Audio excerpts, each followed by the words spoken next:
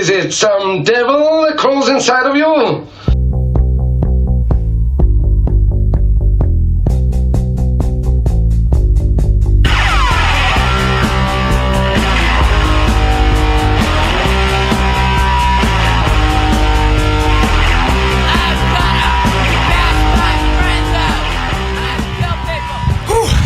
Welcome back to the Matt Brain podcast. Welcome back.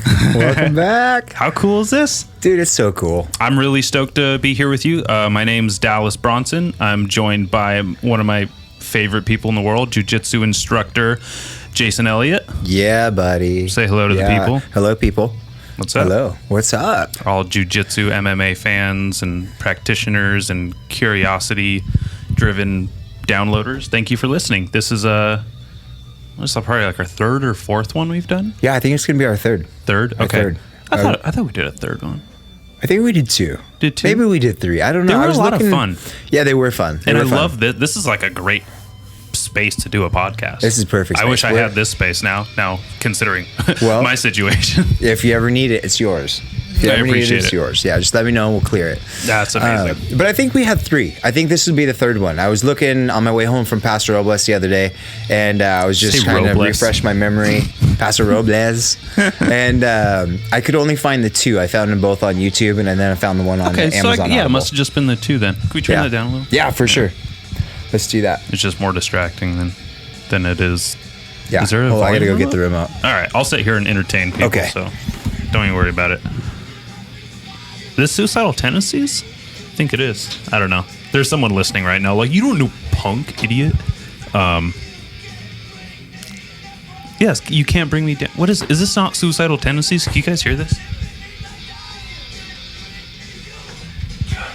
Bring me down. Yeah, it's suicidal tendencies. Or I get my punk credibility revoked here. Yeah, so we're jiu-jitsu practitioners, jiu-jiteros. I don't know what the actual term is because I'm just a measly blue belt, but there you go. There's volume remote. You figured it out? Yeah, I walk out there and I was like, where are the... It's on the side of the remote there, huh? Yeah, Okay. I walked out and I was My like... Roku's not so advanced. asking my wife where the remote was for her TV. She's like, it's in there. I was like, no, it's not. It's the Roku remote. She yells at me that this volume controls on the side of the remote. Idiot. Right? Matt Brain. Oh, yeah. So, what's Matt Brain? So Matt Brain, I think what we talked about last time is Matt Brain is just a state of mind, and when you work out really hard, you exhaust yourself, your brain's a little confused afterwards. It's kind of hard to pull full sentences together. Yeah. And you're just genuinely a lot happier. I think that you've kind of exhausted yourself to a point where you feel like you've accomplished something. And that like a state of high. mind is like a high. And that high just makes you feel good. And so when you're surrounded by the people that you're basically trying to murder on the mat, conversations take place. And you learn a lot more about your friends and your training partners. And that kind of brings people together. And so Matt Brain was just that. We talked about, that I'll let you kind of see or discuss how Matt Brain came about. But, we were like, let's talk about this on a podcast. Yeah, let's absolutely. just do it every time we can. And it's super, just intuitive, it started after jiu-jitsu. When I first began training years ago, I would like put my shoe on the wrong foot, or I'd like forget my sock, or like I'd be like, where the heck are my car keys? And I'd be like, dang, I'm not even ready to leave yet. Like, I gotta sit here for another minute. Like, I gotta compose myself. My eyes are all bloodshot, my ears are ringing, my head's hurt, I have a pump going on. I'm like, I gotta maybe take it easy, and it's something you don't even think about. And then you're like driving home, you're like, why the fuck did I say that? Mm-hmm. What was I doing when I was driving away? Dang, now I gotta go back to the school and look that guy in the eyes. I was like, oh yeah. Or like you forget something that you have no business forgetting, that you should know. Something you're like trivially intimate with, you know? Yep. And I'm like, oh, what's that freaking singer's name or dude's name? Oh yeah, the fight. Oh, who fought? Oh, it was what's her name? And you're like, It's right there. Whose ear exploded? Whose cauliflower ear exploded? I can't remember. You're driving home. You're like, it was Jessica I. Damn it, of course. Yeah. So. I think the other side to the whole Mat Brain thing and the Mat Brain experience, if you want to call it that, outside of the podcast, is that's where most of the philosophy in life is learned when you're a jiu-jitsu athlete.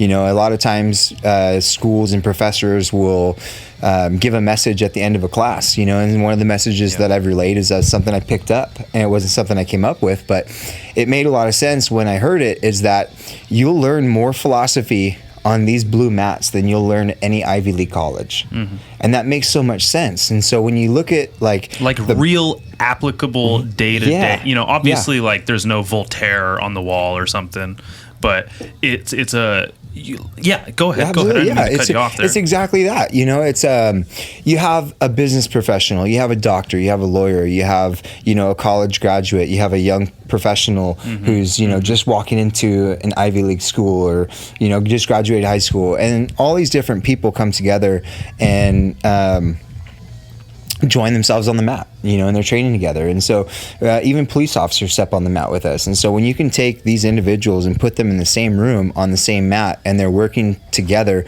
to better themselves through each other's attributes and strength, at the end of that class or role session, everybody's in that state of mind of just exhaustion, and you feel good. So conversations take place. And when you have a police officer talking to somebody who's recovering from life, or when you have an attorney talking to somebody who's about to walk into law school, and give his experience, all these different conversations that take place are all philosophical conversations in some fashion. Yeah, it becomes an ecosystem of life because you're interacting with people from all these different walks, and sometimes you're down to your core of your most basic understanding and expression of things. At the end of that workout, it becomes the great equalizer.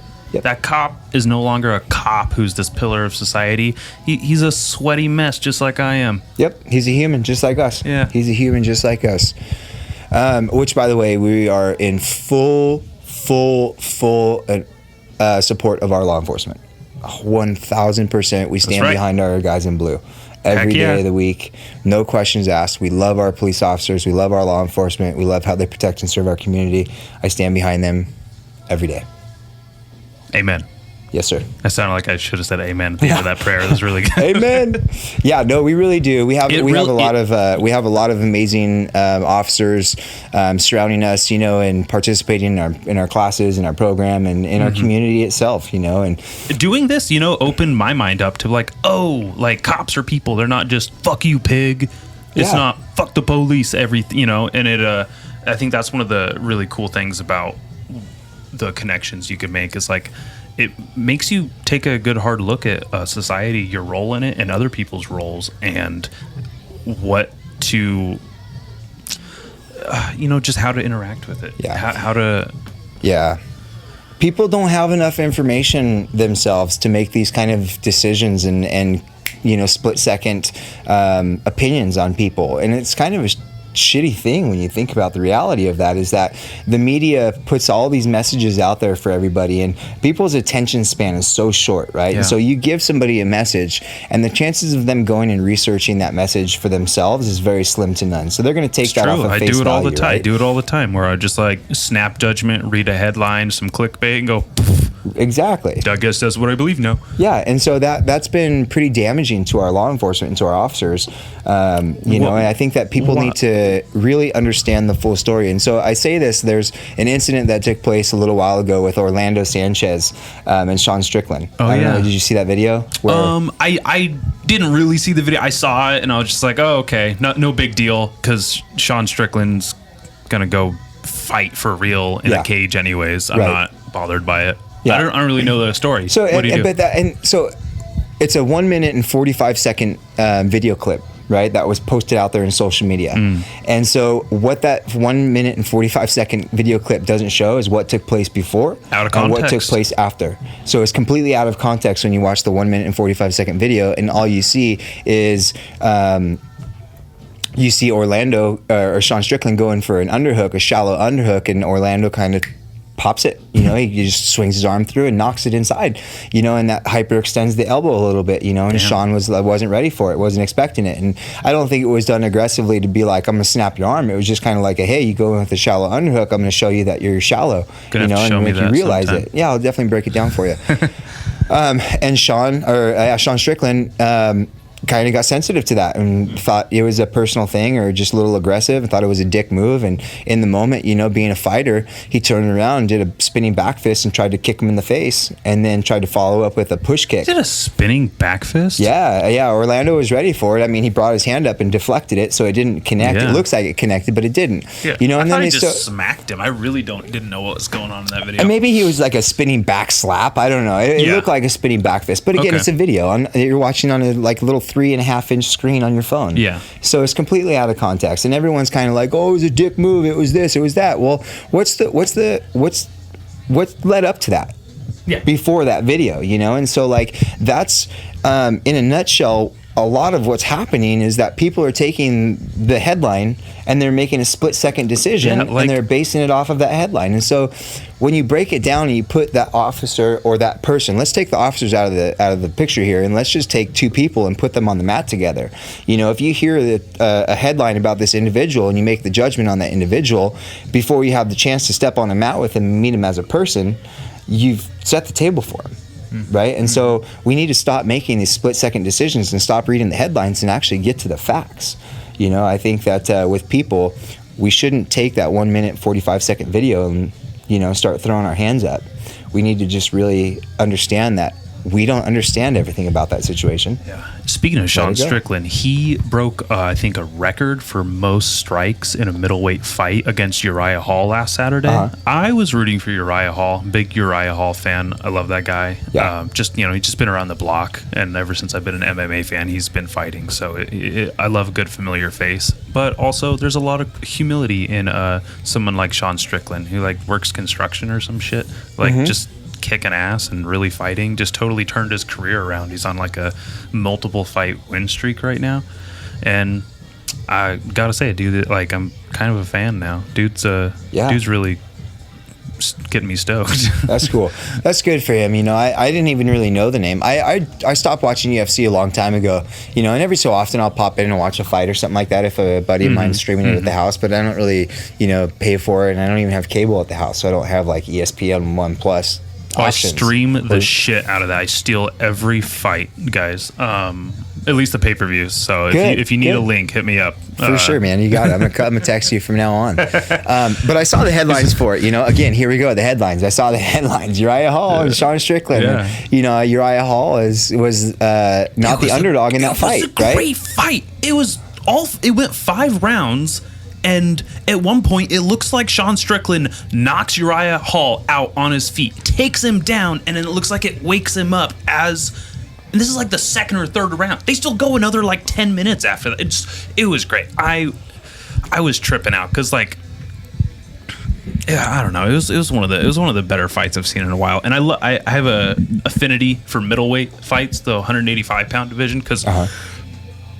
I was like, when I didn't know shit about MMA, I was like, oh, when I first started watching, I was like, I'm 185 pounds. That's my weight class. Yeah. And then I had a favorite fighter, and it was Michael Bisping. And then I watched him.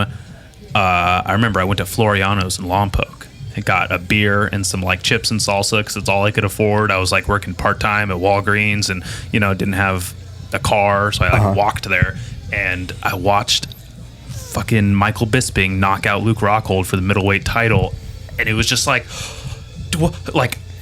no one I like does things well in life. I never see, you know, just the stoke I had for him, and he was the underdog. Michael Bisping, you're talking about, right? Yes, Michael Bisping, of course, and that's why I kind of look like him now.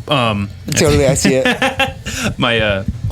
My sister's boyfriend always calls me Michael Bisping when I'm around, since I look like him. I'm like, I got a lazy eye. He has a fake eye. It's different. Yeah. Have you seen the video of him taking it out?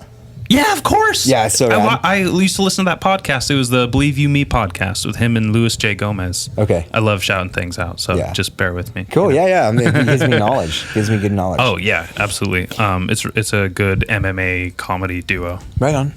Yeah, Michael Bisping, I remember watching him in The Ultimate Fighter in Tough. Yeah. I can't remember what season he was in, but it was one of the earlier seasons for sure. Yeah. He was definitely a force to be reckoned with over there. And he had his time in the UFC and kind of bounced in and bounced out. I think his name got, kind of jumped up in the rankings and then went down the rankings pretty low and then jumped back up. He took the long road to that title for sure. But he did it, and that's a huge accomplishment. I think that's a testament to never giving up, and regardless of how low you go on that totem pole, you're always grinding your way back to the top. Good for Michael Bisping.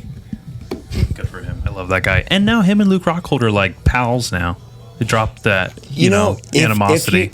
There's something to be said about that, man. Please. Most of my best friends, I had a beef with it first.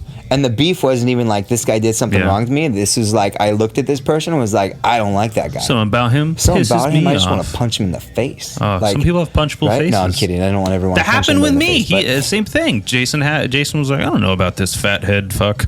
He's telling the truth, guys. I didn't know about Dallas at first. I looked at him and there was something about him. And I was like, I don't know about this guy. But I had already learned long ago that typically when I don't like somebody at the first meeting, they typically become my best friend or a very close friend. Yeah. And I think it's just something about that person that you see. It challenges your perspective. Absolutely. Or you see something about yourself, maybe, right? Yeah. Whoever you're like, this guy's hideous just like me. I love him. Yeah. Or I hate him. Yeah, absolutely. No, but really I think that's two guys cannot get along and then all of a sudden become best friends. And I think that when you start the conversation, you take it out of the headline and you meet the person, you're like, hey, you're actually pretty cool. And also it's hard when someone else is swinging dick. You're like, all right, I got to put my ego aside. There's another person around that is intellectually or physically, capable, can handle themselves. Almost, it makes me a little insecure when I'm like, okay, this person, is better than me at something. They know more than me at something. Not that was me when I met you or anything, but so it's like, okay, like it's a little, discomfort. It brings you out of your comfort zone when you meet someone that's what's the word I'm looking for? Good. Take over. You're really good at talking. What are you doing? Jump right back in, damn it. I lost my verbiage there. So maybe Michael Bisping was a little bit upset that Luke Rockhold had a better apps than he did. Oh, and he choked him out a couple years ago. And he choked him out. There was some beef with that before, wasn't there? That was what kind of led up to their disagreement and their... I honestly don't even remember. I don't remember what the conflict was. I'm not going to talk about it. I don't know enough to talk about it. So I'm going to drop out of that conversation. Fun. All right. Because what a strange way to say "shut up, Dallas." All right, here we go. Dallas, shut up. No, I'm kidding. I'm actually curious to. I want to ask, what have you done for work? Because Fight to Win obviously is taking their sweet time to stream this event. I don't know what's going on. Fight to Win. Come on, guys.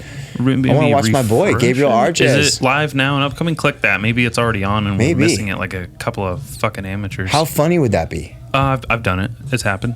Oh, it's a commercial. Looks like they're doing something. Dude. Oh, look. Come on. Fucking Rev Gear.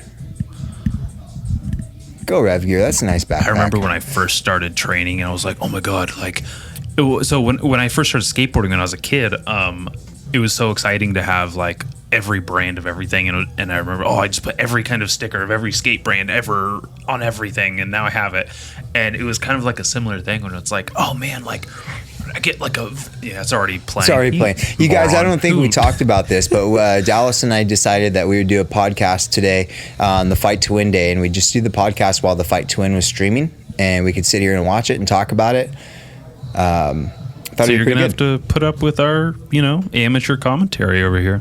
That's it. So the conversation's ending, and now we're getting into Fight to Win. This should be a good event. We have a lot of Gracie Baja guys competing on this card. Gabriel Arjaz is competing against Lovato Jr. So why are you mentioning the Gracie Baja guys? Because I'm a Gracie Baja guy. I'm Gracie Baja through and through. Gym owner. Yeah, I own a Gracie Baja here in San Ynez Valley. If you guys are unfamiliar, we own Gracie Baja San Ynez Valley. We are Gracie Baja Academy. It's a beautiful school, beautiful place, full of wonderful members that call this place home. Our team is a very large team. And today we get to sit back and watch some of our team members jump on the stage and go to work.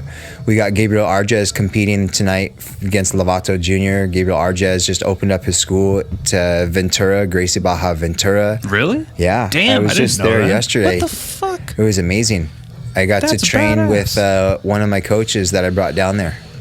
Hell yeah. That's super rad. Yeah, no, they were getting ready. So Professor Joao was, he's the head instructor over there at this point. I think he's running most of the classes, and he's on this card tonight as well. So he didn't want to train with any of us just to take the risk. Yeah. And I respect that, you know. And so it was just David Acosta and I went down there, and we ended up training together. Met Professor Joao. Look at all this sausage fest in the crowd. Who is this guy? I don't even know these guys. Is this guy a brown belt? Are they make him wear all the brown on there? he's a brown belt. He's from Cobrinha. Cobrinha? Yeah, I'm going to be competing at the Jiu-Jitsu World League in September 4th on Labor Day weekend, and I'm fighting a brown belt in Master 2 division from Cobrinha.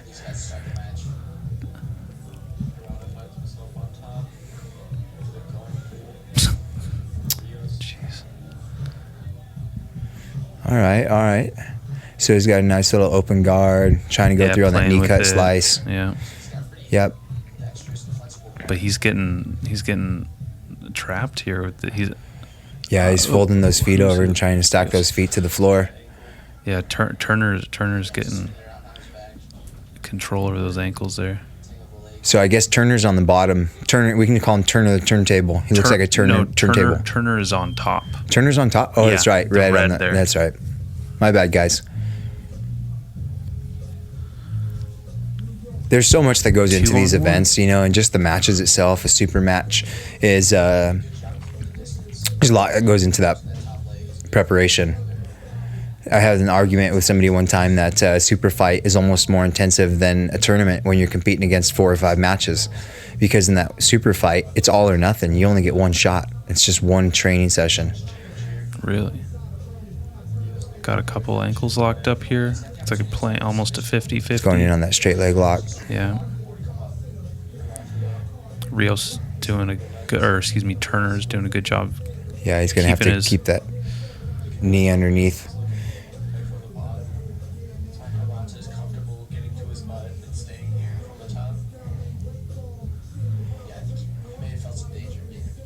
This is probably super entertaining for people who have all 2% of the jiu-jitsu population that have flow grappling. Right, absolutely. I think I'm going to make a recommendation and suggest that when you guys listen to this podcast, go onto Flow Grappling and then watch the replay of this event so that you can hear us talking about these fights as you're watching them, so that you have some context to our topic of conversation, our rambling, yeah. You're so proper. You speak so well on this. You just speak like a drunken fool. Like fuck. Yeah, we're good. All right. Sorry. Okay. Dial it back in. Jeez. Woo, bring it back. Bring it back. I'm sure there's going to be parents that'll hear this. How do you feel about no-gi in general? I love no-gi. Tell me more. I love no-gi, but I hate no-gi at the same time.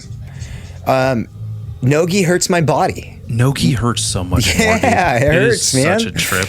But I love it. It's good, and it's so practical, you know. And when why is it practical?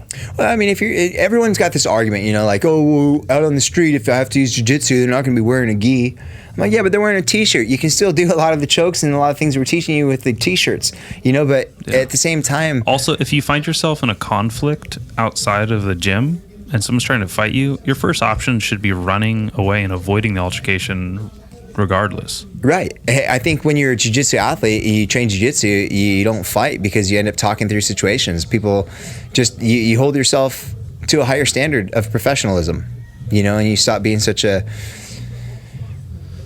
type of person that's going to walk into that situation.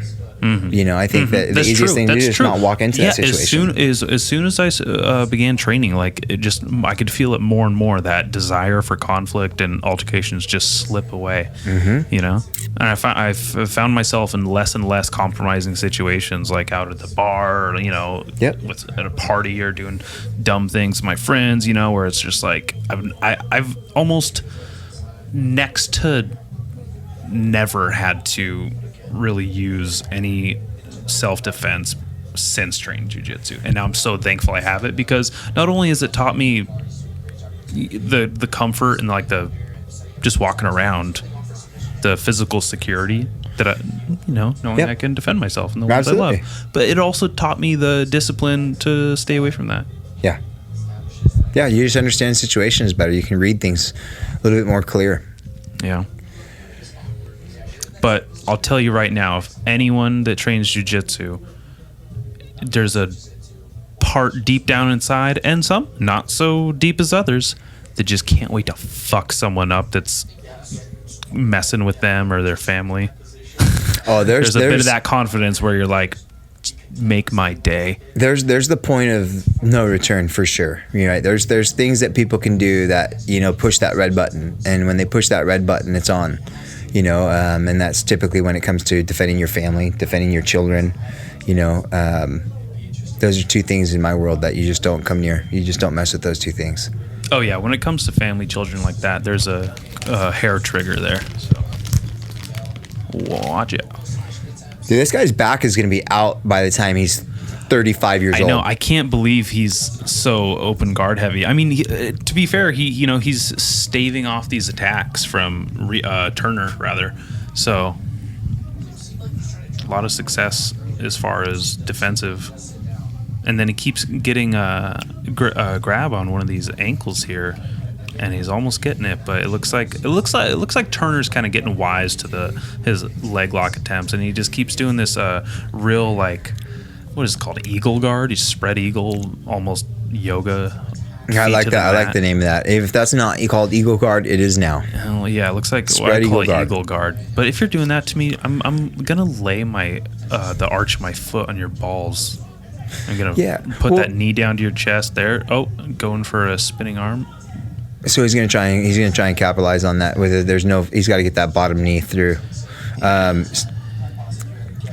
There's no real threats in that attack. Even though he's going inverted and he's trying to go into that leg game, there's just no consistency in attacking when he inverts. So he's inverting, he's doing that well, but he wasn't attacking. He had a lot of submission attempts, at least I don't know, maybe not attempts. Yeah, that's what happens when you lay on your back. You get a decision loss. Yeah, I mean, I'm sure he has a lot of success. This is so funny, me talking about any of these people. They're all maul me, put my ankle up my own ass if they wanted to. No, I think you have every right to talk about jiu-jitsu and competitions and matches. Oh yeah, we're just talking here. Yeah, you train jiu-jitsu, and that's the difference. Is that if you're some dude that has no physical agenda to take care of your body, right? Like you just don't care about yourself. But it would also be fun to hear. I would love to have someone with no context, why is he pulling his legs apart? Right. Looks like a homo. Why is he doing this? Why is he, love to have sweep the leg, Johnny. Sweep the leg. Yeah, they're like, why isn't he karate chopping him in his nutsack right now? It's so funny when you see people that like that, because I've been there, right? You got people that... It used to piss me off. I remember just like, ugh, who are you, you Philistine? What are you know nothing. And now I just welcome it. I'm just like my one friend's like, fucking, not like Dallas over here goes to fucking karate class every day, and it's just, there was a day when it's like, what, excuse me, it's Brazilian jiu-jitsu, say it right, dude, say it right. But now it's just hilarious. I love people on the outside, the civilians. It makes it so much better. My dad is that guy. My dad doesn't understand jiu-jitsu. He's like, he loves it. I do it, and he loves our school. He loves what we've been able to do in the community. But like when it comes to jiu-jitsu and the nuances and the techniques and the transitions and just the basis to what we're doing on the ground, he has no idea. So he knows what a choke is. He knows like a submission. He doesn't know exact submissions, but it's funny to be training when he's here because he's a little older and he loves watching me do jiu-jitsu. But I'll hear him and I'm getting ready to train. I'll be like clap and bump hands with the guy, and my dad's in the background like, choke him, Jason, choke him, get him. And I'm like, he's being a supportive parent. What a sweetheart. I love you. That's so awesome. Yeah, I remember the first time I trained at Nova Nyal Jiu-Jitsu in Prescott, Arizona, when I went out there and bought a house in Arizona and trained out there with that team for a little while. It was my first day in the school, so I was trying to be super gentle with everybody and like walk in very humbly and shake hands and get some good training. How long have you been training at this point? At this point, I've been training 14 years. Okay. About 14 since 2007. No. In Prescott, when you were saying? I was probably about 4 years into training. Okay, keep going. We walked in. I was just trying to be this humble dude on the mat, right? Yeah. And I'm training with some of the guys, and as I'm training, my dad's over on the sideline just yelling at me, "Come on, Jason, let's go!" And I'm thinking in my head, like, "Dad, you're gonna make these guys freaking kill me. Like, come on, let me just be humble with these boys." But at the same time, he's my dad. I love it. I love the encouragement. I love the support. I love you, Dad. I'm gonna send you a link to this podcast so you can have some time sitting at home listening to it. We got a GB guy right here. Looks like a Davey Pena. Oh, Davey Pena? I heard Danny Tenya. Danny Tenya? Not even close. All right, I'm taking $5. It's Danny Pena. All right. Damn. Danny Pena. Of course you would know. All right, so we got a guy fighting from Gracie Baja right now, Danny Pena. Jay It's Squires. a black belt no-gi match. I really like the camo shorts on Squires, though. Big fan. I wish I could get some camo GB shorts going, guys. Look, we have camo sweatpants, camo shirts, camo hats, camo sweatpants. Oh, I got a camo bag right here. Can we get some camo training shorts? Can we just get some Gracie Baja merchandise? I'm going to say that nice and loud, and if anybody from Gracie Baja hears me and would like to have a conversation about that, I'd love to. We need more merchandise, we need more options, we need more gear, and we need practical gear that works for the bodies. He's calling me fat, guys. I need a double XL rash guard. Yeah. No, there's just no variety. There's not selection. We have like one pair of shorts, and they're just not that nice of a pair of shorts. I think that when you jump online, you can send me those shorts, guys, please. I have none of all my shit was stolen. And thank you for all the shit you give me. Yeah, I got some more stuff for you. No, don't be so generous, please. Oh, nice little butterfly This is sweep. a much more active match here. I'm enjoying this one so far. Yeah, a lot more pressure from these guys. These guys aren't, trying to stay too inverted and trying to keep themselves separated. Yeah, he's got a good shoulder crank right here on Pena. Yep. But,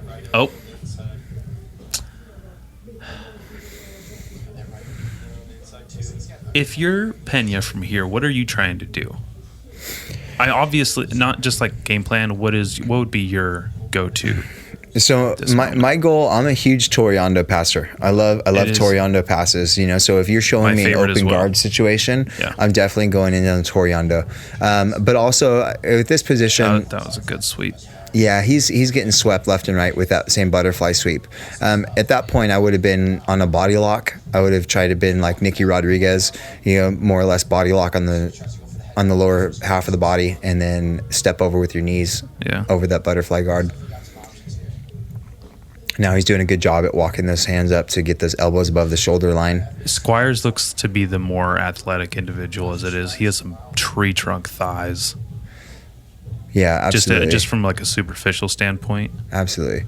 I would say he's looking a little bit more technical too. He's got a little bit more answers. I really like the way he passed that arm for the arm triangle. And he's gonna step over and pass for the. Oh, is he? Oh, he's tapping. There it is. Damn. There it is. Arm triangle. Favorite submission. Beautiful. One of my favorite submissions. Any head and arm choke variety or variation. There we go. Yeah. Matt Brain didn't even train. It's my favorite shit. I think it's just like a meathead move, and it's just like something I feel comfortable like just bullying into someone and doing so. Yeah. Cool. Got a GB loss. Yeah, Thanks, guys. First GB loss. I mean, actually, it could not be the first one. We missed probably several fights. Supposedly started at 5, Jason. Way to go. Jeez. We probably missed Gabriel, too.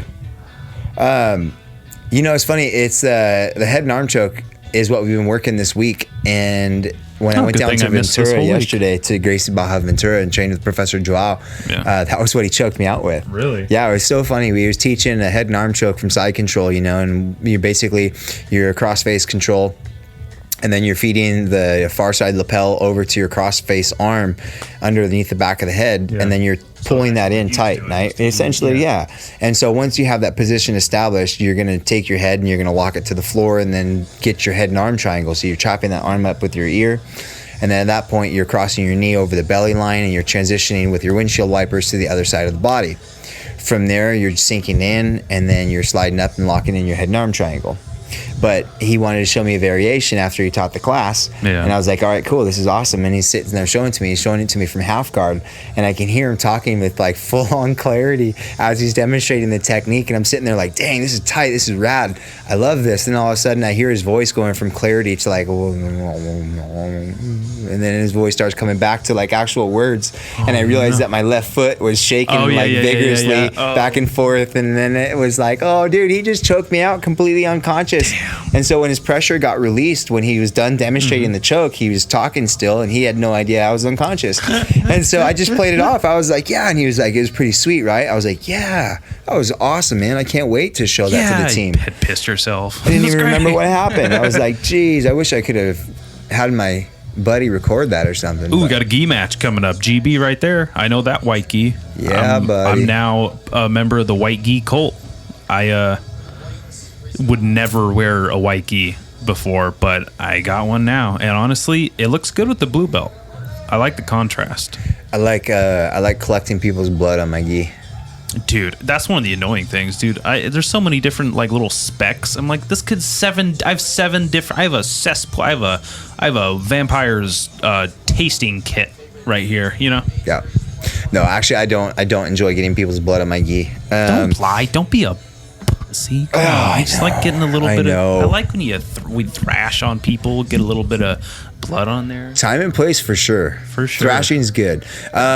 White gis are traditional gis, right? So for like promotional ceremonies, with belt promotions, typically you want to show up to that in your white gi. Well, I don't have a choice right now, so white gi it is. I have a rack of gis in the back in the coach's locker room, and you're always welcome to grab a gi from there if you need one. I brought one today. I don't know. Cool. I don't know what you're saying, but yeah, I brought one. I'm good. Cool. I brought my white gi. That was a very like cocky guard pull. He just kind of rolled in a Barambola with nothing there in front of him until the homeboy just jumped up on top. Is this nice little over under pass? Is this a what's the gym? I just saw the logo on his gi.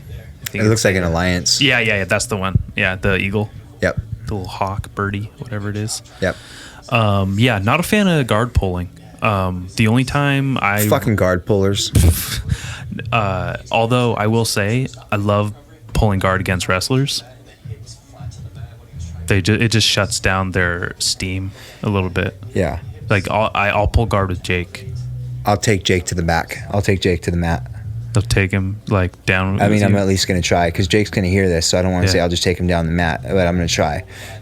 Jake is a phenomenal wrestler and he's super tough. So if I pull guard, he's probably going to pass because he's got the strength to do it and he's got the wrestling technique to do it. I feel comfortable in my not sweeps, but reversals and like getting out from under side control. Like I'd rather be in someone's side control than them in my guard. Yeah. Because when they're in my guard, it's because like I want to open it up. I want to play butterfly. I love open guard butterfly. I love a good one wing in, one out, everything like that. Yep. But that's how I hurt my knee. So I'm having to like subtly adjust my game from that. So got it. I'm having some difficulty with. I'm a top player. I like to be on the top at all times, and so with the wrestler like our boy Jake, you know, I want to take him to his back right away. Like every time, I just want to get Jake on his back because they're not comfortable on their back. And so when you put a wrestler on their back, they make scrambly transitions, and those are very, you know, you make a lot of mistakes when you do that. So that's where I'd rather be with a guy like Jake instead of him on top, where he knows how to pass and he knows how to control you on the bottom. Him and me both have gotten each other in a head and arm triangle from bottom. Nice. Which I didn't even think was like not that it wasn't possible, but it was just like, it's like you don't collar choke someone inside their guard. You don't. Yeah. So it's like, it's definitely that. One of those things where it's just like, oh, I didn't even know you could arm triangle someone from bottom. It's one of those like, oh, I guess once you're a black belt, you can cross your ankles when you take someone's back. Yeah. You just do it. You can just get away with it that way. Oh, look, he's doing the oil check. He's got the oil check One of going. my favorite moves. Dude, it works. No, he's doing a great job of staying on top of good pressure. I'm sorry, I interrupted you. What were you saying about your oil check? I had to teach my girlfriend an oil check. Nice. No, like with her car, actually. Yeah, she has no idea how to oil it. No, Okay. I was just asking if she made a follow-up appointment after you were done. Yeah, she did. Okay, that's good. Good news. You took your time then. I now know that none of the parents can listen to this podcast. Not now. Sorry, guys. Not now. We just turned left. How do you think they became parents? Yeah. Teaching each other oil checks. It's not done that way. Fair enough. So we're gonna plug this, and then the rest is free for all. Have you seen The Good Place with Ted Danzig? You said Danzig? Danzig or Danzig? I don't know his name. Ted Danson. Ted Danson. You amateur. He's from Curb Your Enthusiasm. From Cheers. Right? I forgot you were 100. Fuck you. Fucking. I haven't watched it. It looks a little cheesy to me. It's super cool. I guess it's just because I'm old that I like it. I like old people shows like Grace and Frankie. That was good. I watched the episode of that. That was good. I was stoned to the bone when I watched it, honestly. But that's probably why it was so good. And also, it was just cool because it's with frickin' not Michael Douglas. Yeah, Michael Douglas, and then the guy that plays in the crime show, Law and Order. He played in Law and Order for a super long time. You're right. That is him. Yep. Is it Michael Douglas or is it? Well, maybe it's not Michael Douglas. I'm thinking of it's Charlie Martin Sheen. Is it Martin Sheen? Is Martin Sheen or Michael Douglas? Look, they're all tripping. They're all like, "What are they doing in there?" Go tell them what's up. They're like, "What the fuck is going on?" These guys are doing. They'll hear it. This looks fun. This is invitation only. Oh, what's this dude's name right here? I forgot. Which one? The one with the facial hair. The one stripe white belt man right there. Not that it matters. Just an identifier. That's Cody Murphy. Cody Murphy's legit. Yeah. Yeah, we got Cody Murphy, and then we got Brian Clausen. We got Miguel over there doing his lunges. Tristan, George, Matthew. Couldn't remember George's name either. Yeah, I'm really bad at names. I have to ask Jason like every other class. Look, we have a crowd now. We're getting an audience. Yeah, doing something right. This has been like a pretty cool match. Like we've had is it? Oh, see, this is the lapel feed that we were doing yesterday, but that lapel passover. I see. He needs to be grabbing not on the end of the lapel, but he needs to be grabbing more closer to the armpit because that takes out all the slack and locks in that shoulder to the floor. Right now, he's trying to keep Rios flat so he can exploit him anyways. With how he gave up the lapel. Yep. But that was good. That was our GB win. They for sure pulled that one off. Oh, is that? Oh, okay. I was like, did he pick up someone else's belt? He may have picked up the other guy's belt. How funny would that be if he walked off with the other guy's belt? That'd suck. I'd be bummed. I'd be bumming hard. I'm going to text my wife and tell her to tell the guys it's open mat tonight. You just go out and say it. Because I'm not feeling enough energy in my body to tell them. I'll go out there and tell them. All right. Go let them know. And then like in a little bit, maybe we'll join.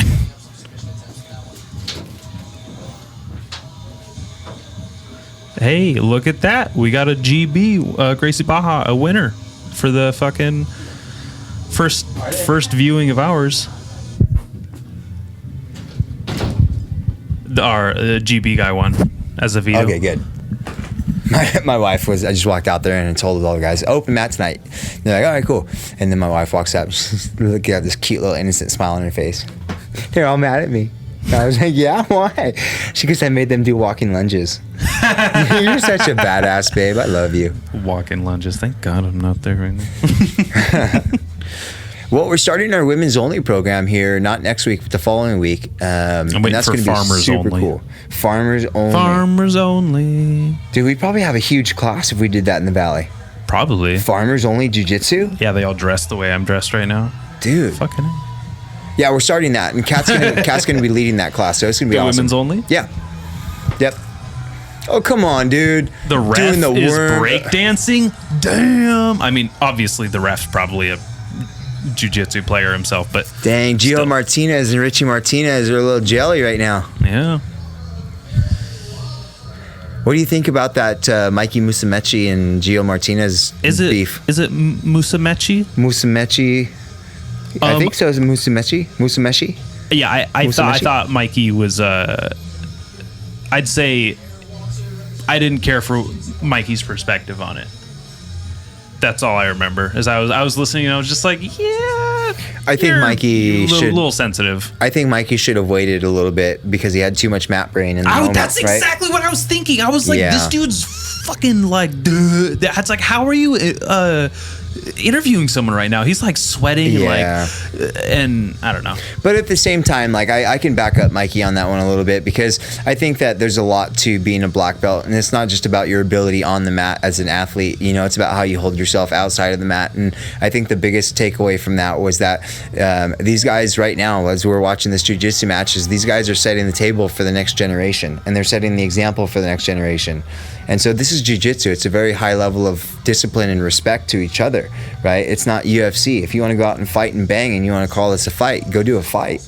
But this is a jiu-jitsu match. This is two professionals who should have much respect for each other and should be able to look across the ring at each other and shake each other's hands, you know, because it's all in good fun. Yeah, we want to win, but I don't know. I see Mikey's point. I think that Gio didn't do enough to justify Mikey's, rant.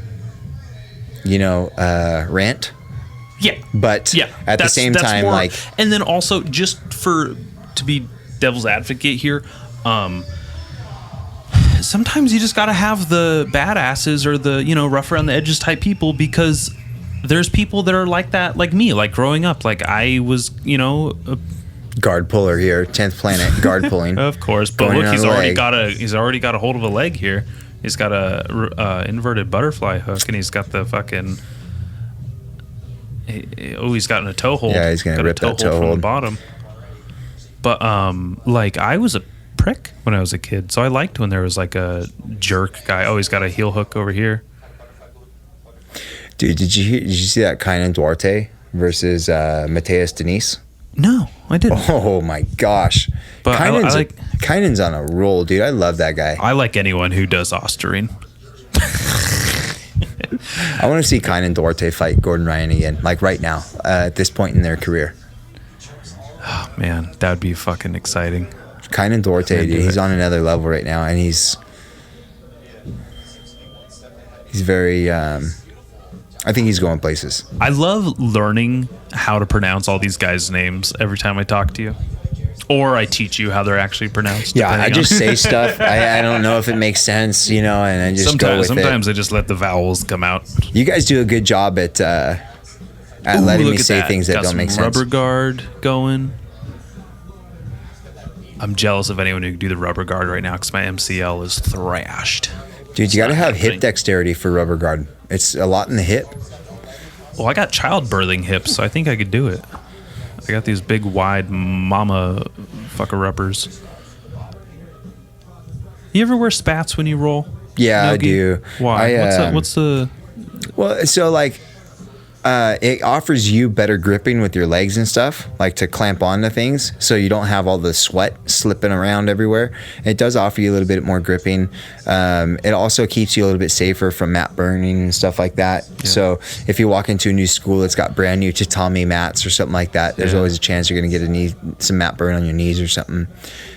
I don't personally wear them anymore just because every time I wear them, for some reason, my legs start to break out because it holds in all that sweat when I'm sweating. And it's all that friction, all that, dirty. You probably just have a horrible hygiene. That's why I do. I don't shower ever.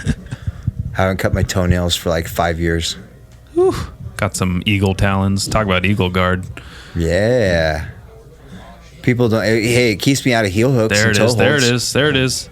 He's rolling. See, he's keeping him from figure fouring, so it's keeping him. Yep. Digging it. Good defense. I appreciate someone who decides not to be the guard puller in that capacity when it's a good. Hello. I asked her to do this with us, and she would not do it. She was like, "No, I'm not ready for that." And I was like, "All right, that's fine." You didn't ask her to do this. I You're did. full I of did. shit. On I the way don't home believe from it all. Paso Robles. Yeah, You love it when I say Paso Robles. Who says Paso Robles? I say Paso Robles. Are you not from here? No, I'm from the valley, not Paso Robles. Yeah, but that's like saying Santa Ynez Valley. Santa E. Inez. Oh man, Paso Robles. How do you say it? Paso Robles. Paso Robles. Paso Robles. Paso Robles. I grew It up sounds in like I have Slow marbles County. in my mouth. You can have my marbles in your mouth when we roll out Bring there. them over, man. It's on. Show you a thing. Two about north south. A GSP. We used to call it the GSP move. The GSPer. GS penis. I feel like GSP used to teabag every single guy he would fight in the UFC. At some point in that fight, he'd be teabagging him. I think he's into it. I think that just might be his kink. You know. It's kind of like, hey, check it out. I don't My know, nuts maybe- are on your forehead. You can't do shit about it. Oh man. I was never a GSP fan. I gotta say, I think because I started as a Mayhem Miller fan, and he beat Jason Miller, and then I was obviously a Michael Bisping fan, and then he beat Bisping for the middleweight title, and then just left. It's like, why was it even a title fight? He just won the title and then Bailed. retired. It was ridiculous, but I'm happy because I opened up the door for Robert Whittaker, and he is one of my favorite fighters. Nice. Again, middleweight division holds a special place in my heart, and Robert the Reaper Whittaker is just a badass, cool guy. Big fan of the Australians. Yeah, the Aussies are legit, dude. Yeah. We have some really dear friends of ours that are over in Australia right now, and it's a new world order over there. There's some crazy shit going on in Australia right now. Did you see those protests? Dude, it's gnarly, man. That's pretty gnarly. crazy. I'm excited that many people have come together for their rights and are protesting things. For like sure. that. I think it. Sometimes these difficult times bring positive change, and just gotta fight through it. Just like we fight through adversity on the mats. The adversity's out there right now. You just got to fight through that. One day you're going to be a black belt with that shit. So. Yeah. Have you heard of Tom McDonald?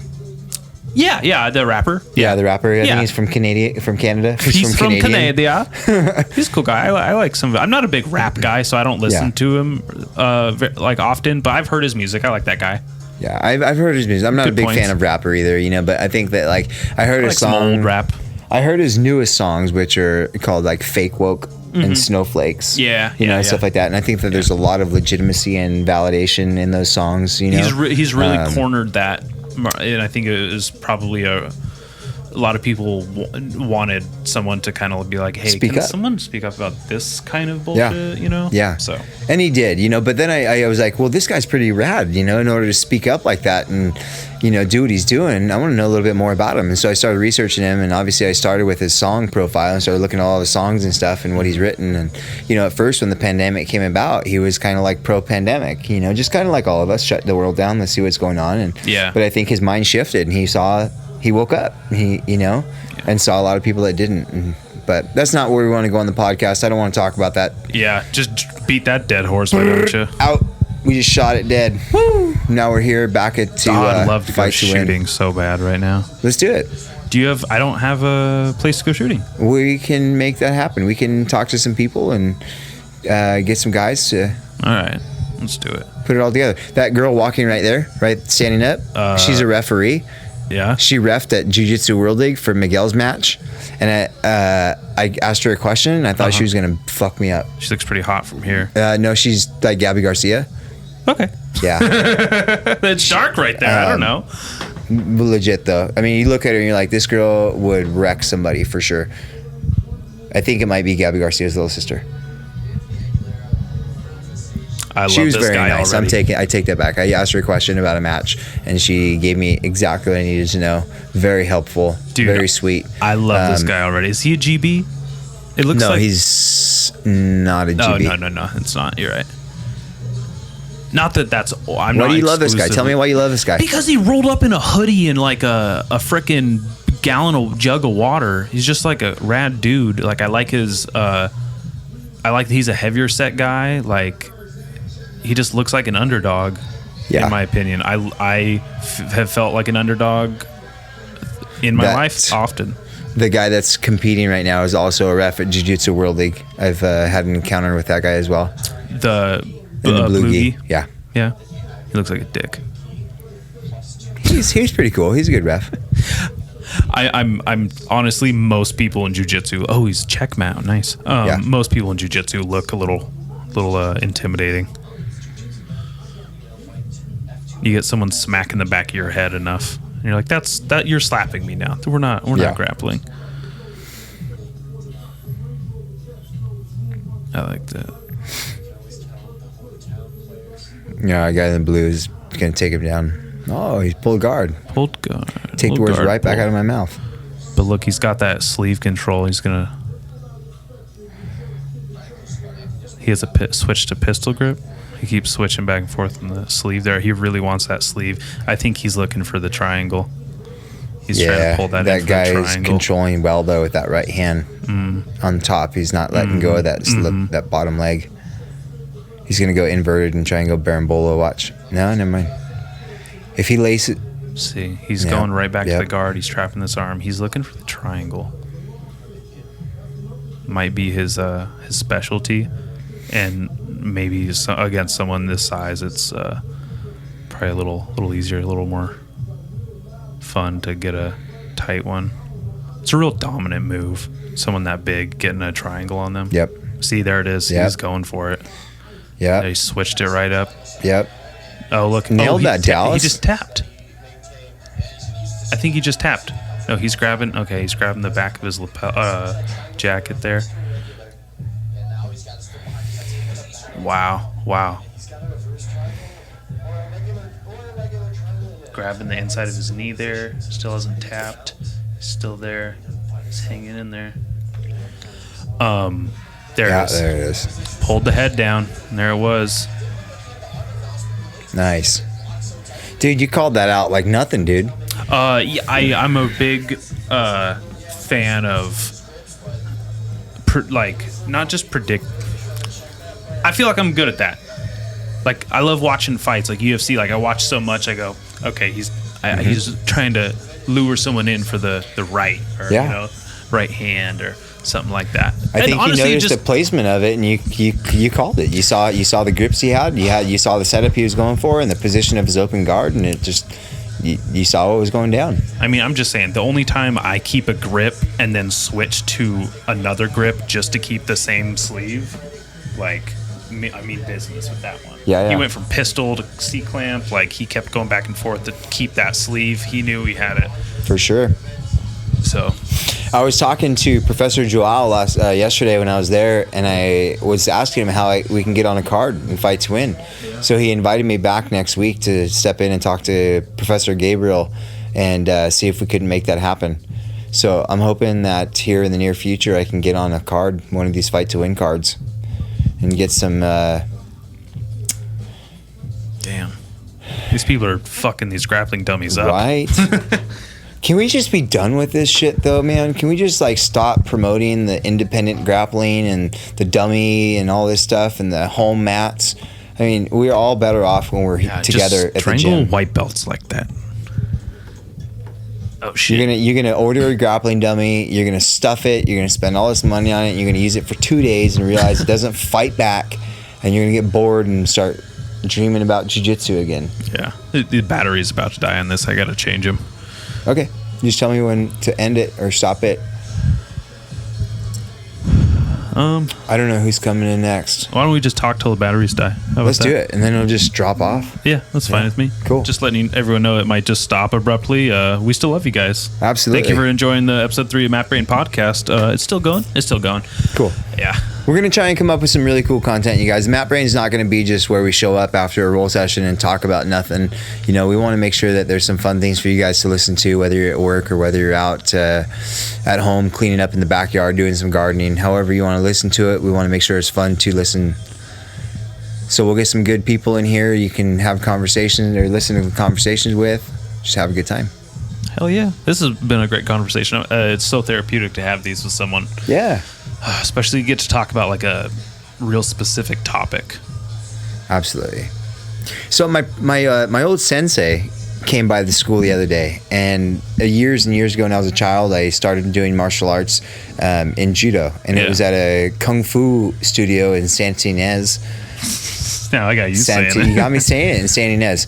And Dan Aleph was my old judo sensei, and I hadn't seen him for years and years and years.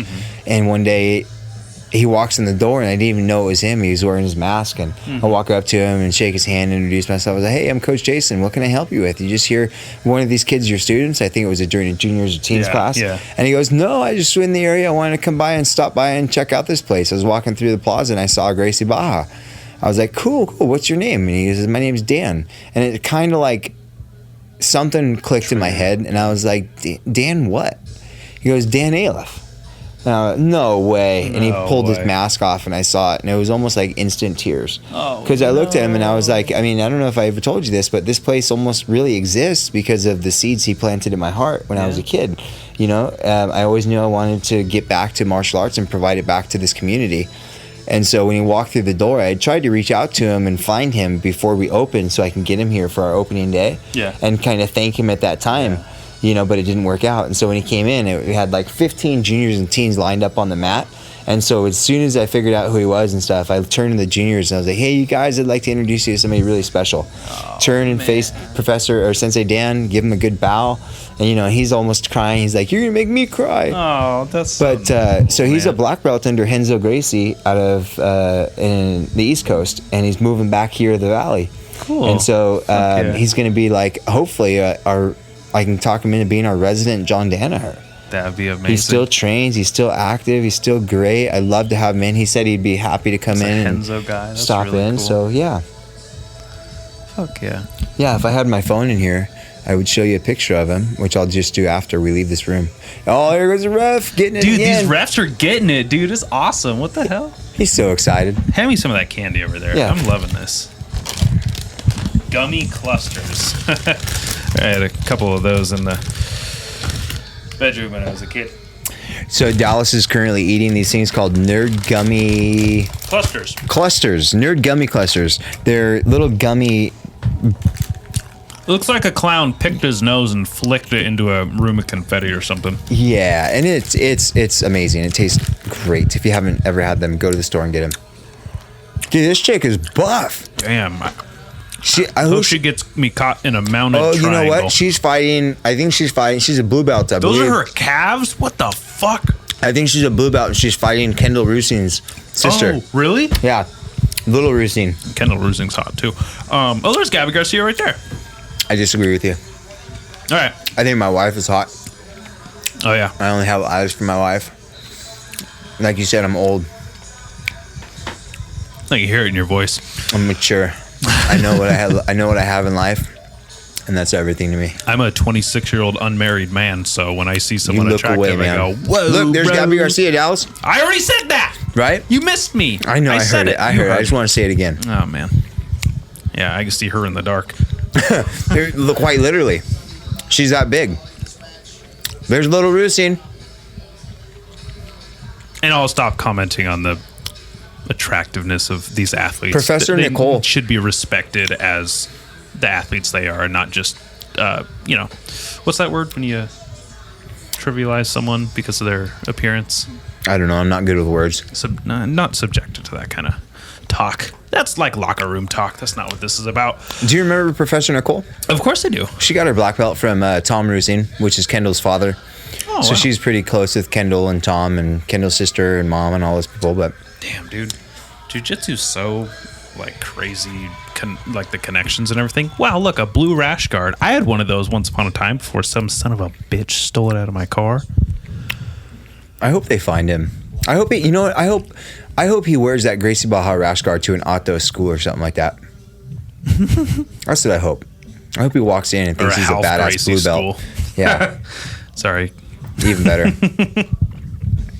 I'm a real person, Fabio's man. not listening to this, right? When it comes to like that whole type of, like brand loyalty, I mean, I get it, but I'm a real person and I think there's value in a lot of different Keep going. people. So when people are like, oh, I don't see, like, no, it's GB, only Gracie Baja is the best. No. everybody's really talented when we come together and we unify. Jiu-jitsu goes further. Yeah, I'm loyal to my brand. I respect our brand, and that's what we pass on. But I don't. It's not that gang stuff. Who's this in the? Where are their wrists? Who's who? So Blue is Kendall Rusin's Okay. So sister. this Cataline woman has the gnarliest legs I have ever seen. They're like impressive. She looks like she looks like she beats trees to death with her legs. Yeah, I could definitely see her in like Thailand at a Muay Thai center just beating the crap out of some palm trees. God, she looks freaking, she has some Mark Hunt legs on her. I think wow, she's just playing with you. You see that arm drag, just twisting her around. So she definitely This thing's about to die. Just it's flashing there. Just ride Kendall it out. Rusin's sister has a lot. She has big shoes to fill right now. There's a lot riding on this match for her.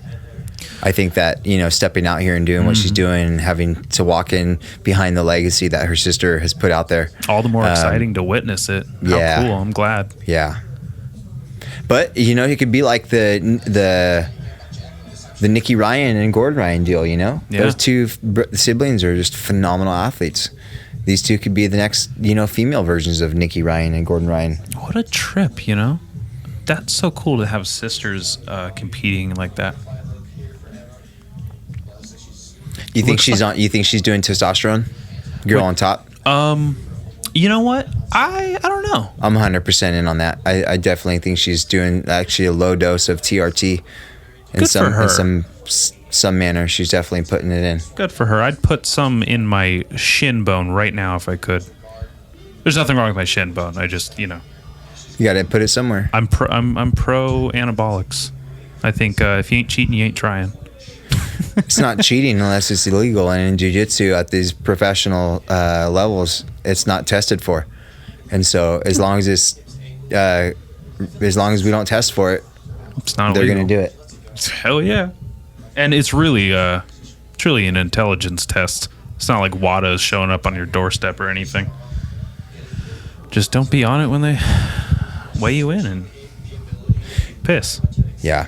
Yesterday, the weigh-ins were kind of trippy for this. It was a mobile weigh-in deal. So yesterday, Professor Joao, I videotaped him stepping onto the scale, and then I showed the weight. I was locked in on the scale after he was on it, and then ended it like that. So he sent that into the promoters, and they accept that as the weigh-in.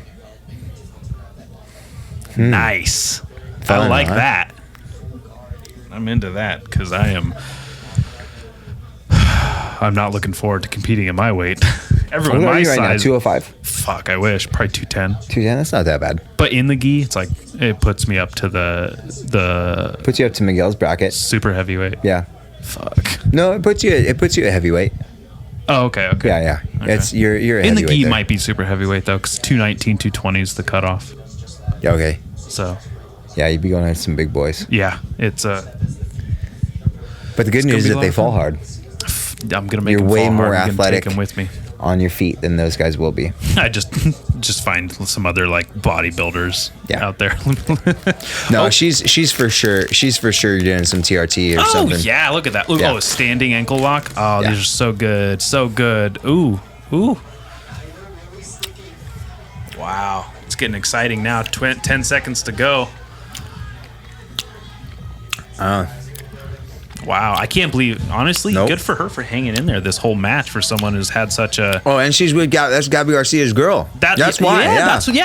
You told me that, didn't you? No, I was saying like, hey, there's Gabby Garcia. Like she was getting all stoked Well, yeah, we for just her. put those two together. So Gabby Garcia, that's her daughter. That's her daughter. It's her offspring. That's her little minion. She's on the good stuff. No wonder her legs are so.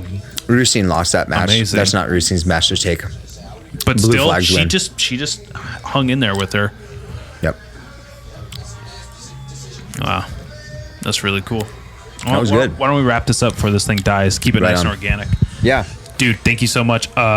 See you next week or whenever we're doing the next one. Yeah, absolutely. Let's plan it out and try and do one as often as we can. And thank you guys very much. There's another 2 episodes if you just search them. I'm gonna get a new feed started for this show itself, so it'll and I'll move those episodes over so we can have it on the same location. You can go find it. But in the meantime, keep an eye out for Map Brain Podcast. We'll have a lot of good things coming for you in the future. Jason? Yeah. Absolutely. If you guys have anything, if there's any way that the listeners can give some feedback, give us some feedback and let us know what you want to hear. If there's somebody you want to hear on the podcast, or if there's a topic that you'd like us to talk about, if there's not going to something hurt you'd my like to do, feelings. just let us know. We're open for collaboration, and we want you guys to enjoy what we're doing. And so, let us know what you guys want to do, and we'll take it there. Yeah. Thanks for putting up with my mouth. Here we go. Right on. Later.